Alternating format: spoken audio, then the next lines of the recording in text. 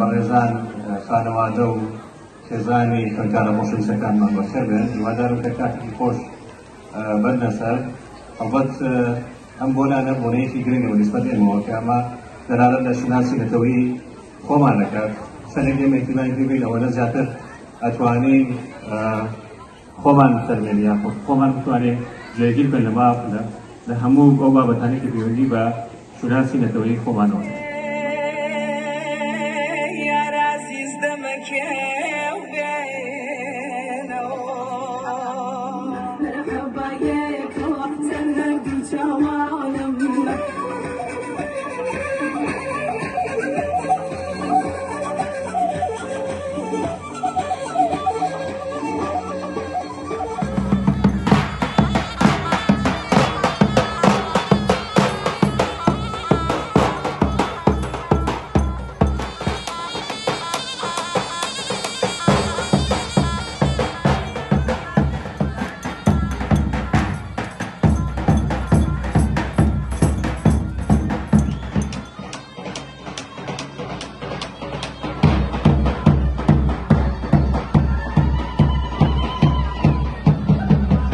لەیلا قاسم بە ساڵی 1952 لە خانەقین لەدایک بووە.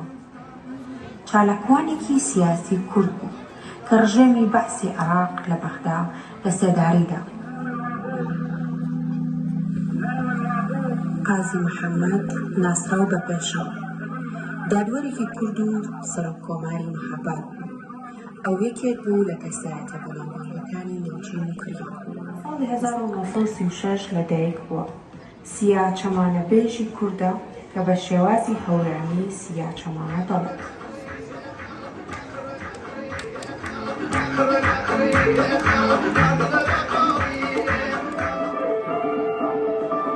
حەمەقچوو ناوی تەواوی محەممەد ئیبراهیم عەبدوڵڵا بە ساڵی 1939 لە شاری هەڵەبجە لەدایک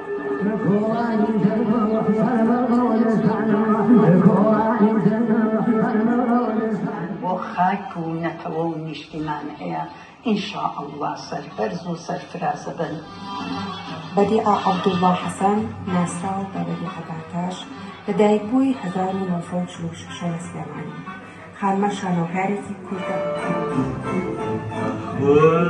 واتمنى لو انساك وانسى روحي وياك وان ضاعت يبقى فداك لو تنساني وانساك وتريني بنسى جفاك واشتاق لعذابي معاك والقى دموعي فاكراك ارجع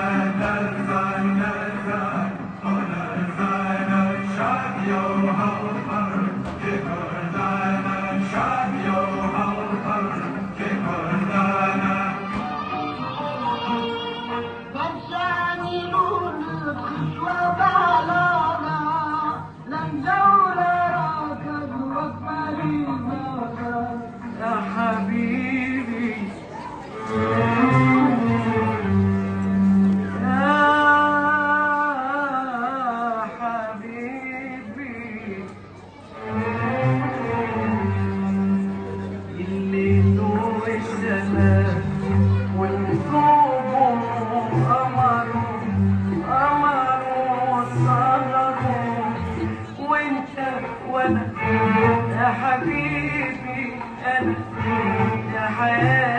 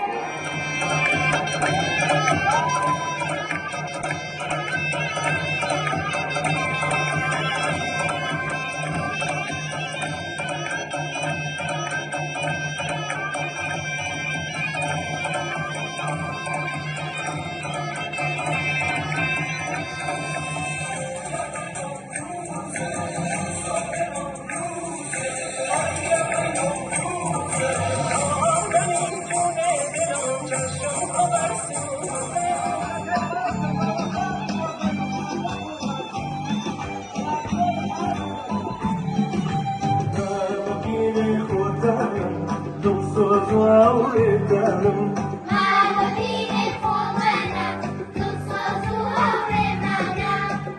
بەبیرەی خۆتانم دڵسۆز وێتانم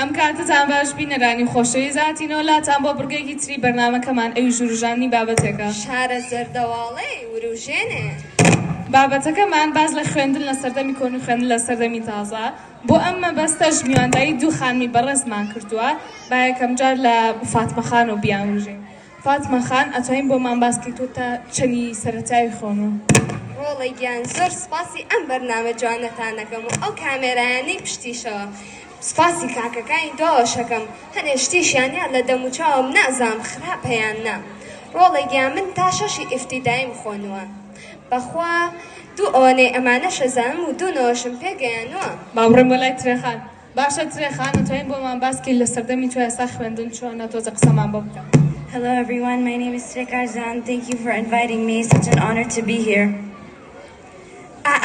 ئەوە قسە بە منەڵێ باش حاڵی نابمەوە چیەڵێ؟ نانا فاتمە خان قسە و پێ ناڵێ سڵاو لێکا بەس بە ئینگلیزی Okay, so من لەگەڵ خوێندنی کۆنانی مامۆساکان تووڕە بوون لەگەڵ تەلەبەکانە ئەمڵێک تەلەبەکان لە مامۆساکانە ترسان.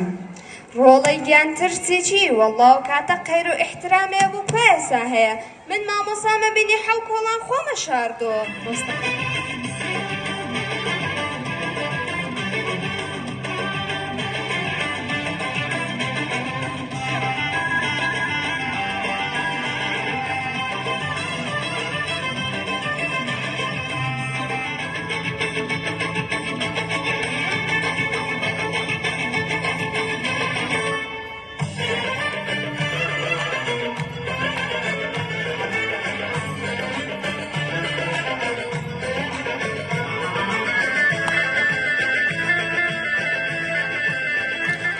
دەسماڵی شان و شانی بەدابین و کریانی پشتێنی زەرگوڵی ورد وەتۆ جوانە کشی گوی دەسماڵی شان و شانی بەدابین و کریانی پشتێنی زەرگوڵی ورد وەتۆ جوانە کشی